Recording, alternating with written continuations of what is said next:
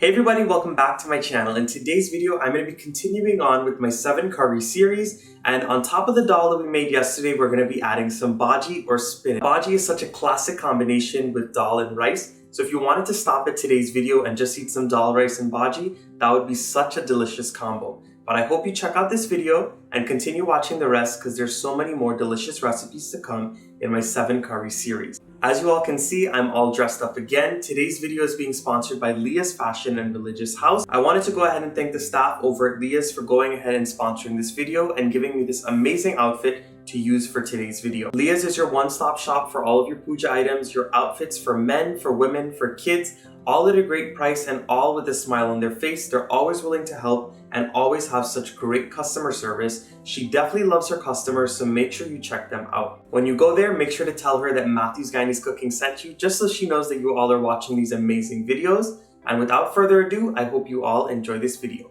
The first step when making this bhajee is to heat up your heavy bottom pan, and you're going to go ahead and add in some oil to cover the bottom. And once that oil heats up, you're going to throw in your aromatics. I have some sliced onions, garlic, green seasoning, hot peppers, and some scallions. As per the usual, all of these will be in the description box right below the video. But once the oil is hot, you're going to add them in, and you're going to saute them very well until they cook down for about 4 to 5 minutes. A little word about the green seasoning. You can use whatever you want in your homemade green seasoning. I put some culantro, some thick leaf thyme, I put lots of garlic, some hot pepper, some pimento or seasoning peppers. Sometimes I put scallions or other different ingredients. You can make it however you wish, and if you don't have it on hand, you can also omit it. That is not the traditional way to make bhajee or Guyanese bhajee, but if you wanted to put it in, it adds more flavor. So my onions, the peppers, the green seasoning, garlic, all of that great stuff has been frying up for a couple of minutes, and it is nice and cooked down. So at this point, we're going to start to add in the spinach. Now, if you wanted to, you can go the easy route and use some frozen bag chopped spinach,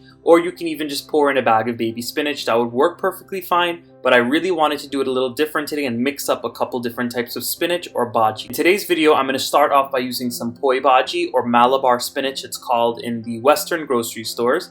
And the reason why I'm adding this in first and sauteing it and letting it cook is because it's a thicker leaf spinach and it takes a little while to cook. So I'm going to add this in, stir it around very well, and let it continue to fry for about 10 minutes. Now once that choy bhajee has had a chance to fry up or saute for about 10 minutes and cook down, you're going to go ahead and add in your second type of spinach or bhajee. Today I'm using bok choy or pak choy, and I just finely sliced it. I went ahead and I washed it very well, and I'm adding it in now. So I'm just going to stir this around and I'm going to let it cook down again for maybe another 5 minutes. But before I let this saute and wilt down anymore, I'm going to be going in with my third type of spinach, some baby spinach. Now this is just a couple extra leaves that I had in my fridge that I went ahead and I washed and I chopped them up very well, and now I'm adding them in. Like I said, you can mix in anything that you want to put this dish together. And after just about 5 minutes, this is what my mixture looks like.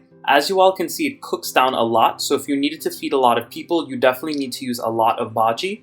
If it's frozen, it tends to be more compact, so you won't have this problem, but definitely if you're using fresh, you're going to have to use a lot. So once that bhajee has cooked down a little bit, it is time to go in with your salt. Now, whenever I'm making any other type of dish, usually I add the salt in the beginning, but when you're making bhajee, you need to add it in more towards the middle or once that spinach has broken down a bit. The reason being is because when it's in such a big quantity and it's all fluffed up, there's a lot of water in there. And the thing is, being that it cooks down, if you add in too much salt, it's going to be salty in the end. But now, if you let it cook down a bit, you have the proper amount of salt in there because it's already been cooked down. And if you wanted to add in any all-purpose seasoning of your choice, you can also do that. And at this point, I'm going to be going in with my coconut milk.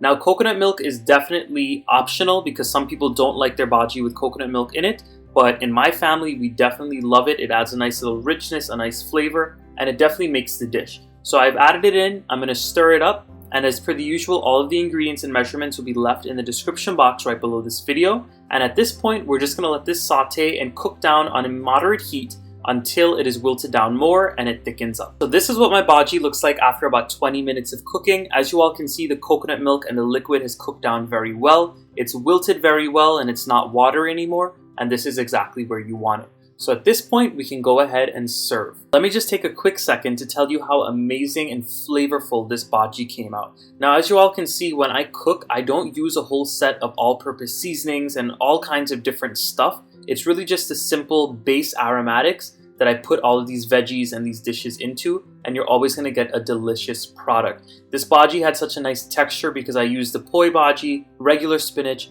as well as some pak choy. Again, like I said, if you wanted to mix it with mustard greens, edo leaf bhajee, whatever type of spinach or greens you have on hand, you can mix it up in here and it will be delicious. You can serve this by itself with some roti sada or oil roti. You can even serve it with rice by itself, or you can serve it alongside all of the 7 curries that I'm going to be sharing soon. So I hope you all enjoyed this video today for this quick and simple bhajee recipe. Please stay tuned for tomorrow to see what I'm going to be putting together for this 7 curry recipe series. Again, if you're interested in purchasing an outfit like this, for men or for women or for anybody else, you can go ahead and check out Leah's Fashion and Religious House. I'm going to have their information in the description box right below this video. I'll include their phone number and their address right here as well on the screen, just so this way you can see everything so you can go check them out. And please go ahead and let them know that Matthew's Guyanese Cooking sent you, so this way they know that you all are watching these videos. And with all of that said, I hope you all enjoyed the video today. Please go ahead and give it a nice big thumbs up. Subscribe to my channel if you're not subscribed yet. Click the notification bell so this way you're notified anytime I post any of my newest recipes.